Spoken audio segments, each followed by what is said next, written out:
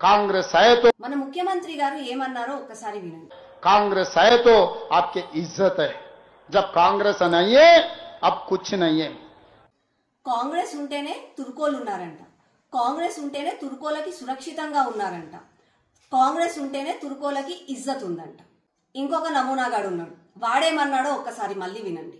ये मुसलमान है तो कांग्रेस है, मुसलमान नहीं है तो कांग्रेस नहीं है, मुसलमान है तो कांग्रेस की इज्जत है।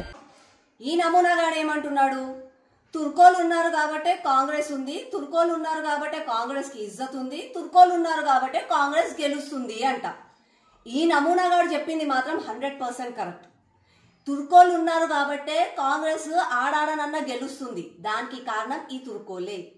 హిందూ ప్రజలారా, హిందూ బంధువులారా, నా బంధువులారా అందరూ కూడా ఒక్కసారి వినండి. జూబ్లీ హిల్స్ లో కేవలం 1,00,000 తుర్కోల ఓట్లున్నాయి, ముస్లిం ఓట్లున్నాయి. ఆ వాళ్ళ మెప్పు పొందడానికని రేవంత్ రెడ్డి బీఆర్ఎస్ పార్టీ వాళ్ళు పదే పదే వచ్చి వాళ్ళ గురించి మాట్లాడుతూ మన హిందువులను కించపరుస్తున్నారు. మనం 3 లక్షల మంది ఉన్నామన్నా, 3 లక్షల మంది హిందువులుంటే కూడా మన కోసం ఏ పార్టీ ఉంది మీ అందరికీ తెలుసు. దయచేసి హిందూ బంధులారా, వీళ్ళు కేవలం 1,00,000 ఓట్ల కోసం పదే పదే మనం కించపరుస్తున్నారు. ఎందుకు అనంటే వాళ్ళందరూ ఒకటి.